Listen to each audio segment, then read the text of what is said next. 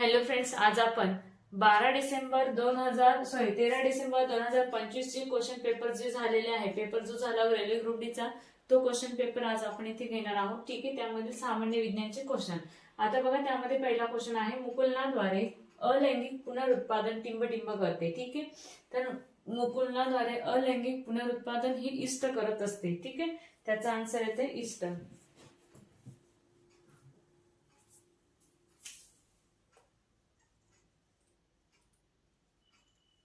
त्यानंतर question number 2 बघा, एका विना आवरणाचे विजांमध्ये टिंबटिंब निर्मिती होत असते. म्हणजे एका विना आवरणामध्ये विजांमध्ये कशाची निर्मिती होत असते, तर जिप्सम स्पर्म ची निर्मिती होत असते. ठीक आहे.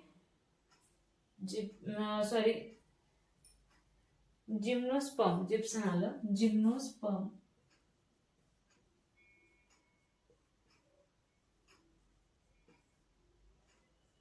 ठीक आहे. त्यानंतर पुढचा क्वेश्चन बघा, 3 नंबरचा, चांदीवर टिंबटिंब कोटिंग संक्षारणाचे उदाहरण आहे. ठीक आहे. तर आता चांदीवरती कशाचं कोटिंग केलं जातं, तर ते काळ्या रंगाचं कोटिंग केलं जातं.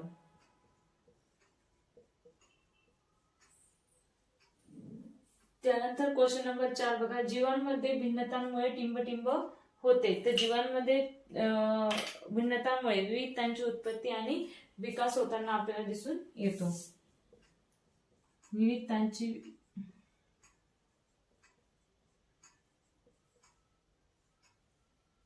उत्पत्ती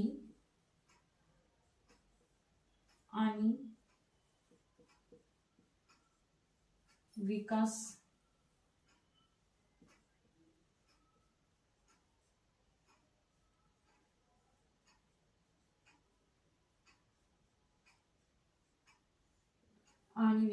दिसतो. ठीक आहे. त्यानंतर क्वेश्चन नंबर 5 बघा, टिंबटिंबचे SI एकक एम्पियर आहे.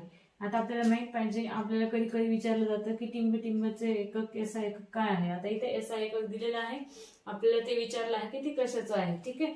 मग टिंबटिंबचे SI एकक एम्पियर आहे, तर विद्युत धारेचे SI एकक एम्पियर आहे.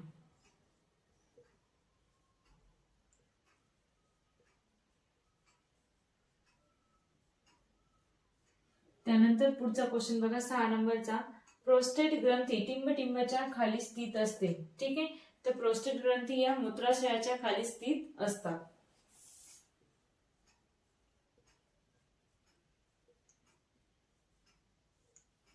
त्यानंतर पुढे बघा, क्वेश्चन नंबर 7, जेव्हा आपल्या स्नायू पेशींमध्ये ऑक्सिजनची कमतरता असेल, तेव्हा ऊर्जा निर्मिती दरम्यान 6 कार्बन रेणूला किती कार्बन रेणूंमध्ये रूपांतरित केले जाते. तर बघा, ऊर्जा निर्मिती करताना कधीही 6 कार्बनचे रेणू जे असतात त्यांना 6च्या निम्म केलं जातं, म्हणजे 3 रेणूंमध्ये रूपांतरित केलं जातं. मग आपण इथे लिहू 3 रेणू. त्यानंतर क्वेश्चन नंबर 8 बघा, कोणत्या मूलद्रव्यांमध्ये उच्च आयनन ऊर्जा असते. ठीक आहे. तर कोणत्या मूलद्रव्यांमध्ये उच्च आयनन ऊर्जा असते, तर ती आहे HE. या मूलद्रव्यामध्ये उच्च आयनन ऊर्जा असते. ठीक आहे. अशा पद्धतीने आपण क्वेश्चन नंबर 8 पर्यंत क्वेश्चन या स्लाइड मध्ये बघितले. राहिलेले जे क्वेश्चन आहे ते आपण नेक्स्ट स्लाइड मध्ये बघूया. आता आपण क्वेश्चन नंबर 9 बघूया. त्या तत्वाचे नाव सांगा ज्यामध्ये इलेक्ट्रॉनिक स्वरूपन 2, 8 आणि 6 आहे. ठीक आहे. म्हणजे इलेक्ट्रॉनिक स्वरूपन त्याच्यामध्ये किती आहे, 2, 8 आणि 6 अनुक्रमे अशा पद्धतीने आहे. मग ते तत्व कोणतं आहे किंवा तो धातू कोणता आहे, तर ते मूलद्रव्य कोणतं आहे, तर ते आहे सल्फर. ठीक आहे. त्यानंतर पुढे बघा, क्वेश्चन नंबर 10, कोणता धातू ऑक्सिजन आणि पाण्यासोबत अभिक्रिया करतो. तर कोणता धातू असा आहे की जो ऑक्सिजन आणि पाण्यासोबत अभिक्रिया करतो, तर सर्वांना माहित आहे सोडियम हा धातू ऑक्सिजन आणि पाण्यासोबत अभिक्रिया करत असतो.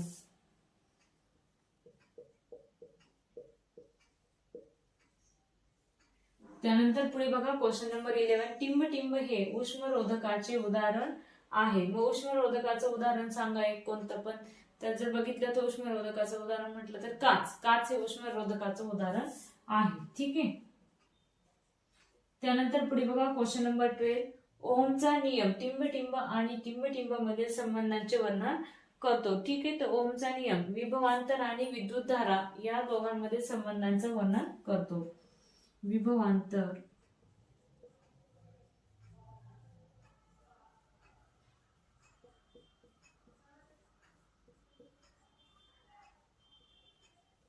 आणि विद्युत धारा यामधील संबंधांचे वर्णन करतो. ठीक आहे, त्यानंतर पुढे बघा 13 नंबरचा क्वेश्चन. टिंबटिंब गॅसचा उपयोग चिप्सला ऑक्सीकृत होण्यापासून रोखण्यासाठी केला जातो. ठीक आहे, ते टिंबटिंब गॅसचा उपयोग तर N2 हा जो आहे तो बघा N2 हा गॅसचा उपयोग चिप्सला ऑक्सीकृत होण्यापासून रोखण्यासाठी केला जातो. ठीक आहे, त्यानंतर क्वेश्चन नंबर 14 बघा. मेंडेलिव्हच्या आवर्त सारणीच्या दरम्यान एक जर्मन पत्रिका टिंबटिंब मध्ये प्रकाशित झाली. आता मेंडेलिव्हच्या आवर्त सारणीच्या दरम्यान एक जर्मन पत्रिका आहे ती प्रकाशित झाली आहे, ती विचारलेली आहे तिचं इयर. मग ते इयर किती आहे, ते आहे 1872. ठीक आहे, त्यानंतर क्वेश्चन नंबर 15 बघा. जेव्हा बल आणि विस्थापनाच्या दरम्यान 90 अंशाचा कोन असतो तेव्हा केलेले कार्य टिंबटिंब असते. ज्यावेळेस बल आणि विस्थापनाच्या दरम्यान 90 अंशाचा कोन तयार होतो त्यावेळेस त्याचं कार्य हे 0 असतं, लक्षात राहू दे. ठीक आहे, 0. अशा पद्धतीने आपण क्वेश्चन नंबर 15 पर्यंत क्वेश्चन या स्लाइड मध्ये बघितले. जर तुम्ही आपल्या युट्यूब चॅनलला अजूनही सबस्क्राईब केलं नसेल तर प्लीज सबस्क्राईब करून घ्या आणि त्याचबरोबर आपले नवनवीन जे व्हिडिओ आम्ही टाकत आहोत ते तुम्हाला सर्व तिथे दिसणार आहे. ठीक आहे, आता आपण क्वेश्चन नंबर 16 बघत आहोत. बघा, कंपन हे वस्तूच्या कोणत्या प्रकारच्या गतीला दर्शवते. ठीक आहे, तर कंपन हे कोणत्या प्रकारच्या गतीला दर्शवते, तर कंपन हे दोलन गतीला दर्शवत असते. कारण एखादी वस्तू जी स्थिर अवस्थेमध्ये किंवा स्थिर मध्य अवस्थेमध्ये ज्यावेळेस ती मागे पुढे होते किंवा वर खाली होते त्या गतीला काय म्हटलं जातं, तर त्याला दोलन गती असं म्हटलं जातं. ठीक आहे, मग आपण इथे लिहूया, आपला आन्सर आहे दोलन गती. मग त्याचं एक्सप्लेनेशन कसं देणार आपण की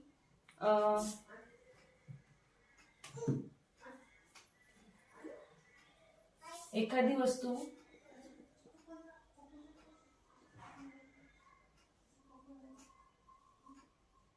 तिच्या स्थिर अवस्थेत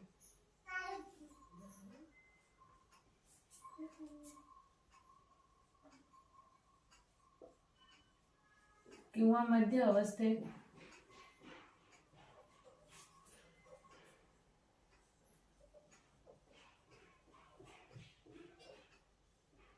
वारंवार मागे पुढे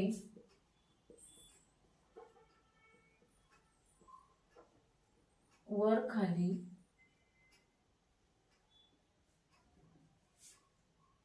होत असेल त्या गतीला दोलन गती म्हणतात.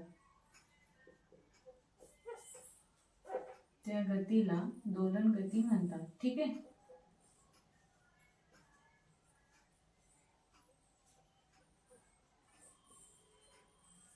त्यानंतर पुढे बघा क्वेश्चन नंबर 17. टिंबटिंब गरम रक्तयुक्त जीव असतात. मग कोणते रक्तयुक्त जीव असतात, तर त्याचं उत्तर आहे स्तनधारी जीव. ठीक आहे, स्तनधारी प्राणी. मग स्तनधारी प्राणी जे आहे स्तनधारी प्राणी, ते स्तनधारी जे प्राणी आहे त्यांना समताप प्राणी असं देखील म्हटलं जातं. त्याचं कारण काय, जसं की वातावरणामध्ये बदल होत चालतात किंवा वातावरणामधलं जे तापमान आहे ते बदलत असतं, त्याच पद्धतीने हे जे प्राणी आहे यांच्यामधील जे तापमान आहे ते कधीच बदलत नाही. म्हणजे ते नेहमी काय असतं, तर ते स्थिर असतं. ठीक आहे, म्हणून त्यांना स्तनधारी प्राणी असं म्हटलं जातं. म्हणून आपण म्हणतो की गरम रक्तयुक्त जीव असतात, म्हणजे त्यांच्यामधलं जे रक्त आहे ते कधीच त्यांच्या रक्ताचं जे तापमान आहे ते कधीच कमी होत नाही, ते स्थिर असतं. त्यामुळे त्यांना स्तनधारी किंवा समताप प्राणी असं म्हणतात. ठीक आहे, मग आपण हे देखील या प्राण्यांना समताप प्राणी म्हणतात. या प्राण्यांना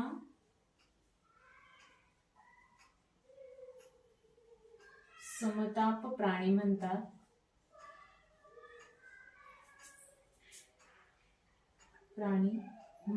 ठीक आहे, त्यानंतर अजून काय लिहिता येईल आपल्याला, तर त्यांच्या शरीराचे तापमान बाहेरील तापमानाप्रमाणेच बदलू देत नाही. ठीक आहे, म्हणजे वातावरणातील तापमान जरी बदललं तरी ते त्यांच्या शरीराचं तापमान बदलू देत नाही. ठीक आहे,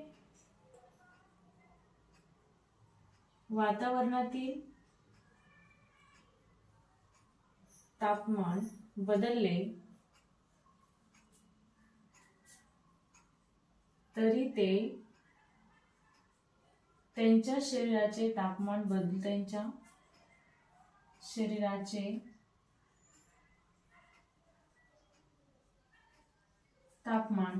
देत नाही.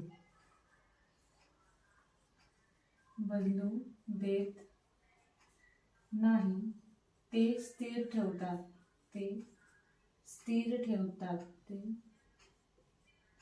स्थिर तापमान ठेवतात. ठीक आहे, अशा पद्धतीने. आता त्यानंतर पुढचा क्वेश्चन बघा काय आहे आपला.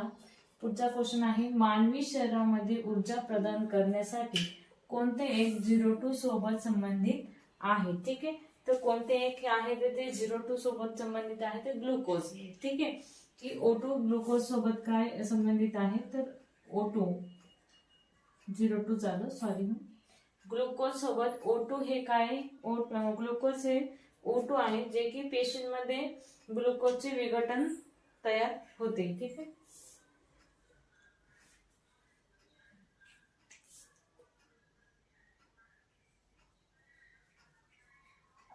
ग्लुकोज हे O2 आहे. त्यानंतर आपण लिहू शकतो की पेशींमध्ये ग्लुकोजचे विघटन तयार होते.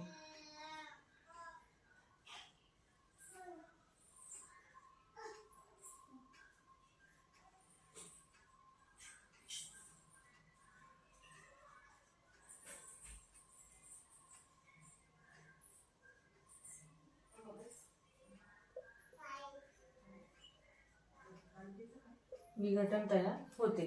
त्यानंतर पुढे बघा क्वेश्चन नंबर 19, फॉस्फरसची आण्विकता काय आहे. ठीक आहे, तर फॉस्फरसची आण्विकता जी आहे ती काय आहे, तर ती चतुआण्विक आहे, म्हणजे चतुर अणुता आहे. ठीक आहे, तिलाच इंग्लिश मध्ये टेट्रा ॲटोमिक असं म्हटलं जातं. ठीक आहे, चतुअणुता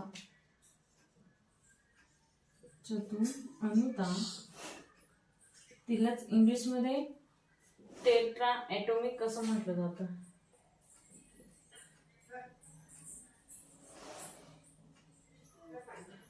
टेट्रा ॲटोमिक असं म्हटलं जातं. मग या फॉस्फरस आण्विकतेमध्ये काय येत असतं, तर फॉस्फरसच्या एका रेणूचे सूत्र P4 आहे. ठीक आहे, फॉस्फरसच्या एका रेणूचे सूत्र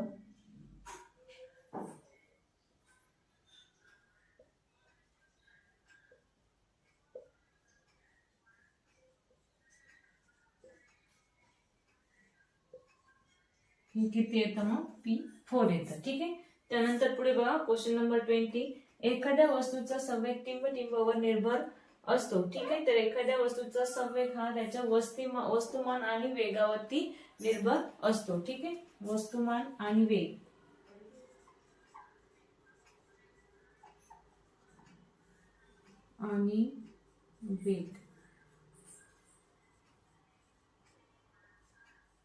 यावर काय असतो, तो निर्भर असतो. ठीक आहे, अशा पद्धतीने आपण रेल्वे ग्रुप डी चा जो 13 डिसेंबरचा पेपर झालेला आहे तो पेपर आपण इथे पूर्ण एक्सप्लेन करून घेतला. ठीक आहे, आता आपण पुढच्या लेक्चरला आपण जो 14 डिसेंबरला जे क्वेश्चन येतील ते आपण घेणार आहोत. ठीक आहे, थँक्यू.